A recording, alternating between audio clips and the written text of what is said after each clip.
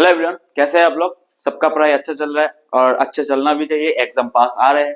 तो हम आज क्या करेंगे, हमारा कॉन्सेप्ट क्रश इन 10 मिनट्स में हम एक नया टॉपिक लेके आए। उस टॉपिक का नाम क्या है, एटॉमिक रेडियस एक पीरियोडिक टेबल में कैसे चेंज होता है। मतलब अगर हमें पता है कि लेफ्ट टू राइट वो डिक्रीज होता है, ठीक है, लेकिन कैसे होता है, क्यों होता है, उसके बारे में आज हम देखेंगे। ठीक है, आप लोग अच्छे से पढ़ाई करना और कॉन्सेप्ट को अच्छे से क्लियर कर लेना। यहाँ पे हम देखने वाले हैं, कॉन्सेप्ट को क्रश करेंगे इन 10 मिनट्स। क्या तो कॉन्सेप्ट है हम लोगों का, atomic radius and period changes across a period और ग्रुप। एक पीरियड और ग्रुप में कैसे चेंज होता है उसके बारे में आज हम देखेंगे। ठीक है, तो शुरू करते हैं। फर्स्ट हम लोगों के यहाँ पे कुछ है लिखा हुआ, थोड़ा बहुत लिखा है। हम लोगों ने क्या लिखा है यहाँ पे देखना आप लोग। ठीक है, क्या लिखा है यहाँ पे, ध्यान से यहाँ पे देखना। एटॉमिक रेडियस किसको बोला जाता है, atomic radius is the distance, ठीक है, इज द डिस्टेंस फ्रॉम, क्या है, इज द डिस्टेंस फ्रॉम, आप लोग यहाँ पे देखना, फ्रॉम न्यूक्लियस। हमें पता है एक एटॉम के अंदर अंदर जो सेंटर होता है उसको क्या बोला जाता है, न्यूक्लियस बोला जाता है।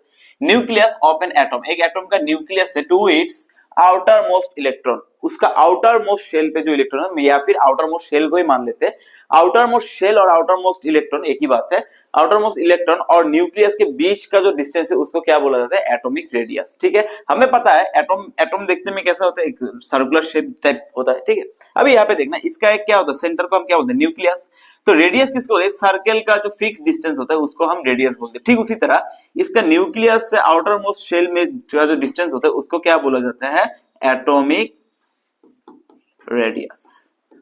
सबको समझ में आया, इजी है। ठीक है, अभी इसके बारे में नीचे क्या लिखा है, एक एटॉमिक रेडियस जो, अभी देखो एटॉम है ही इतना छोटा, वो हमें हमारे आंखों से दिखता ही नहीं, उसको दिखने के लिए मतलब क्या करें, मतलब बहुत हाईली पावर इलेक्ट्रॉन, मतलब क्या चाहिए, वो माइक्रोस्कोप चाहिए। ठीक है, अभी यहाँ पे देखना, एटॉम फिर भी हमें दिखाई नहीं देता। ठीक है, अभी यहाँ पे एक चीज तुम लोग देखना कि एटॉमिक जो रेडियस है उसको कैलकुलेट कैसे किया जाता है। हाउ, एक एटॉमिक रेडियस इतना छोटा है जिसको हम देख ही नहीं सकते, उसका रेडियस भी, तो उसका रेडियस कैसे कैलकुलेट किया जाता है देखना। The atomic radius is calculated, कैसे calculated, by measuring the distance between the nucleus of two identical atoms. ठीक है, the distance between of two same same atom होना पड़ेगा। अगर दो एटम ले रहे हैं यहाँ पे, तो इसका जो न्यूक्लियस और दोनों का न्यूक्लियस के बीच का जो डिस्टेंस होगा, that are bonded together and then dividing that distance by 2, this gives the radius of an atom। देखो अभी हमारे पास यहाँ पे क्या है, दो एटम है। ठीक है, ये एक हो गया, ये एक हो गया।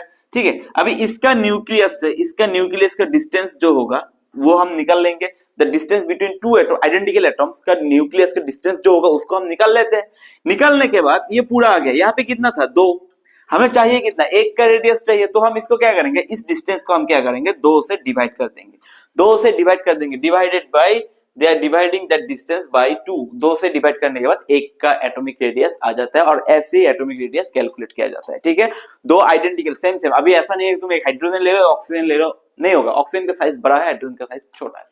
ठीक है, तो हमको क्या लेना है, आइडेंटिकल एलिमेंट्स। ठीक है, आइडेंटिकल मतलब सेम टू सेम होना चाहिए, और उन दोनों का सेंटर का बीच का जो डिस्टेंस होगा उसको निकाल के हम 2 से डिवाइड कर देंगे, 1 का रेडियस आ जाएगा। ठीक है, ऐसे निकाला जाता है। तो अभी हम यहाँ पे देखेंगे कैसे काम होता है ये।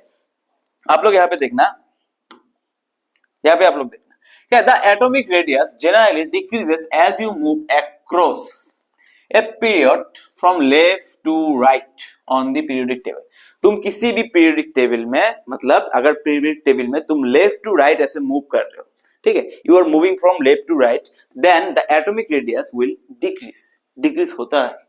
क्यों होता है, अभी हम यहाँ पे देखेंगे। ठीक है, मान लेते हैं हम 3 एलिमेंट्स ले लेते हैं। पहला हम लोग का क्या है, सोडियम, ये थर्ड पीरियड का है।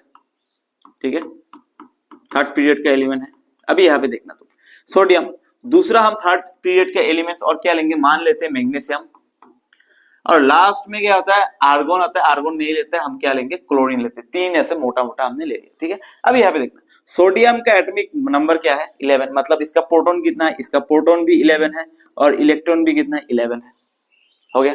अभी इसका अगर एटॉमिक स्ट्रक्चर हम बनाने जाए तो क्या होगा, पहला हो जाएगा हम लोगों का न्यूक्लियस, देन फर्स्ट शेल में 2 इलेक्ट्रॉन, सेकेंड शेल में कितना होगा, 8 इलेक्ट्रॉन, और थर्ड शेल में कितना आएगा, 1 इलेक्ट्रॉन। 2 8 10 और 1 11। हो गया। अभी तुम मुझे ये बताओ, इसका जो न्यूक्लियस है यहाँ पे कितने numbers, how many numbers of proton are there. तुम तो बोलोगे सर यहाँ पे तो प्रोटॉन कितना है, 11 प्रोटॉन है, मैं यहाँ पे 11 ही लिख लेता हूँ, ठीक है। यहाँ पे 11 प्रोटॉन है। Protons are positive and electrons are negative. हमें पता है जब अलग अलग होता है तब एक दिल धड़कना शुरू हो जाता है, ठीक है। यहाँ पे प्रोटॉन पॉजिटिव है और उसके चारों तरफ से इलेक्ट्रॉन नेगेटिव घूम रहा है, तो अट्रैक्शन फोर्स होगा। मैंने बोला था यहाँ पे अट्रैक्शन फोर्स होता है, दैट बिकॉज ये इलेक्ट्रॉन ऐसे घूमता है। अगर अट्रैक्शन फोर्स नहीं होता तो वो तो वहां से निकल जाता, जैसे रस्सी में हम पत्थर लेके घुमाते, एक रस्सी को हम फोर्स से अंदर की तरफ खींचते, दैट्स व्हाई वो क्या कहते हैं, रोटेट करते हैं। अगर हम रस्सी को छोड़ देंगे तो वो पत्थर तो निकल जाएगा, सेम उसी तरह। तो इस 11 इलेक्ट्रॉन किसको अंदर की तरफ खींचेगा, ये बाहर का जो इलेक्ट्रॉन है इसके अंदर की तरफ खींचेगा, पहली बात। दूसरी बात, यहाँ पे देखो attraction force between 11 proton and outer most shell पे 1 इलेक्ट्रॉन हो गया। तो एक इलेक्ट्रॉन के साथ 11 प्रोटॉन का जो अट्रैक्शन फोर्स होगा वो ठीक कितना होगा, नेक्स्ट हम लोग देख लेते हैं मैग्नीशियम का। मैग्नीशियम का ले लेते हैं। मैग्नीशियम क्या, पहले आएगा न्यूक्लियस, फिर बाद में क्या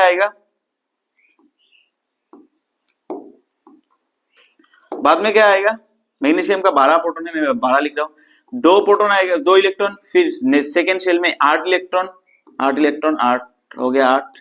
फिर थर्ड शेल में कितना आएगा, 2 इलेक्ट्रॉन। अभी तुम मुझे बताओ 11 और 1 इलेक्ट्रॉन के बीच, यहाँ पे 12 और 2 इलेक्ट्रॉन के बीच, ठीक। उसी तरह क्लोरीन का कितना है, तुम बोलोगे 17 मतलब न्यूक्लियस में कितना आ जाएगा, 17 प्रोटॉन। मैं यहाँ पे 17 लिखता हूँ। फर्स्ट शेल में कितना इलेक्ट्रॉन, 2।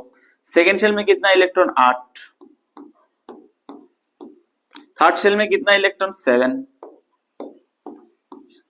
हो गया। अभी यहाँ पे देखो, यहाँ पे अट्रैक्शन किसके बीच में होगा, 17 प्रोटॉन और 7 इलेक्ट्रॉन के बीच होगा। अभी तुम मुझे खुद बताओ किसमें ज्यादा अट्रैक्शन फोर्स होगा। यहाँ पे देखो attraction force between 17 proton and 7 electron, तो बहुत ज्यादा होगा कि नहीं होगा, ऑब्वियसली होगा। यहाँ पे देखो 11 प्रोटॉन 1 इलेक्ट्रॉन, 11 प्रोटॉन 1 इलेक्ट्रॉन को खींच रहा है, जो जितना अट्रैक्शन फोर्स होगा, तुम अपना दिमाग लगाओ। यहाँ पे 12 प्रोटॉन 2 इलेक्ट्रॉन के बीच में अट्रैक्शन फोर्स ज्यादा होगा।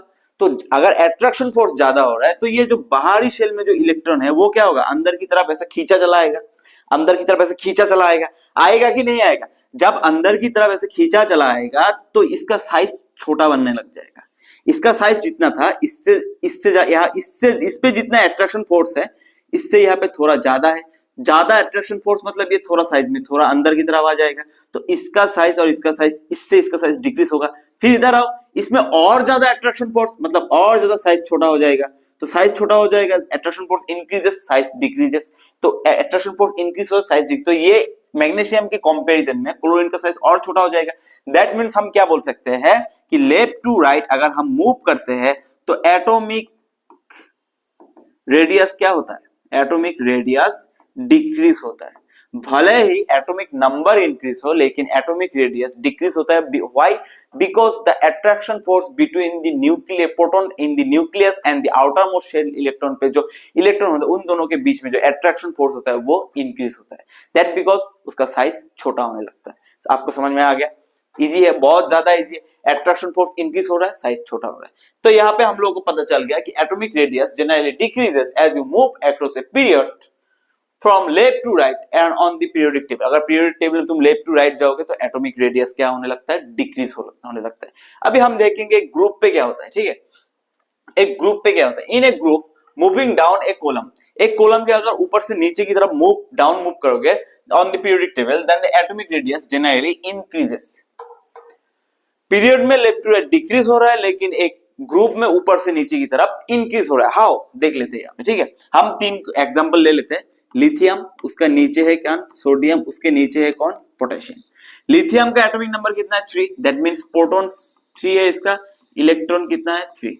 सोडियम का कितना है, 11, प्रोटॉन 11, इलेक्ट्रॉन भी 11। पोटेशियम का कितना है, 19, दैट मींस प्रोटॉन्स 19, इलेक्ट्रॉन भी 19। अभी यहाँ पे देखना गेम कैसे चेंज होता है, ठीक है।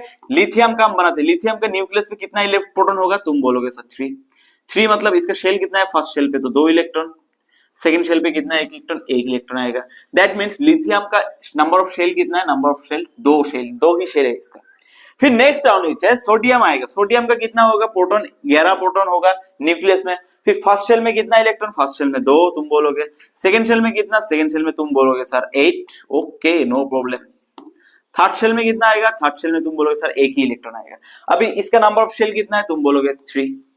ठीक उसी तरह पोटेशियम का देखने देते हैं। पोटेशियम का कितना आएगा, 19 numbers of proton in nucleus. फिर फर्स्ट शेल में कितना आएगा, फर्स्ट शेल में 2 इलेक्ट्रॉन, सेकेंड शेल में 8 इलेक्ट्रॉन, और थर्ड शेल में 8 इलेक्ट्रॉन, अगेन 8 इलेक्ट्रॉन, और फोर्थ शेल में कितना इलेक्ट्रॉन, 1 इलेक्ट्रॉन। तो इसका नंबर ऑफ शेल कितना होगा, 4। ठीक है, अभी तुम यहाँ पे देखना नंबर ऑफ शेल इंक्रीज हो रहा है क्या, मतलब इसको क्या समझ में आ रहा है, number of shell increase, that means 2 shell जब तक साइज 3 शेल में तो थोड़ा बड़ा होना ही पड़ेगा, तो that means number of shell increases, that's because of number of size, number of radius, sorry radius is increasing. ठीक है, तो अगर ऊपर से नीचे की तरफ आते हैं तो हमारा नंबर ऑफ शेल इंक्रीज होता है, दैट बिकॉज नंबर रेडियस भी क्या होता है हम लोगों का, इंक्रीज होता है। वही तो बोला गया है, in a group moving down a column the periodic table the atomic radius generally increases. Why? Because the number of shells increases. That's because atomic radius increases. आशा करता हूं आप लोगों को समझ में आ गया, बहुत ज्यादा इजी था। मैंने कॉन्सेप्ट क्रश में 10 मिनट में मैंने आप लोगों को समझा दिया कि एटॉमिक रेडियस एक पीरियोडिक टेबल में पीरियड में कैसे चेंज होता है और एक ग्रुप में कैसे चेंज होता है, मैंने वो आप लोगों को समझा दिया। तो 10 मिनट में ही था, बहुत इजी था, आप लोगों को अच्छे से समझ में आ गया होगा। अगर वीडियो पसंद आ रहा है तो आप लोग वीडियो को लाइक करना, अपने दोस्तों के साथ जरूर शेयर करना, और मत भूलना अपने दोस्तों के साथ शेयर करना। ठीक है, और अपने क्या करना है, आपको ये वीडियो शेयर करना है, वीडियो को लाइक करना है, चैनल को सब्सक्राइब करना है। साथ ही साथ आपको अगर किसी टॉपिक को जानना है 10 मिनट के अंदर, उसका कॉन्सेप्ट को क्रैश करना है, तो प्लीज आप लोग कमेंट सेक्शन में उस टॉपिक का नाम लिख दीजिए, हम लोग जरूर उस पर वीडियो लाएंगे। ठीक है, आज के लिए इतना ही, तब तक के लिए बाय बाय।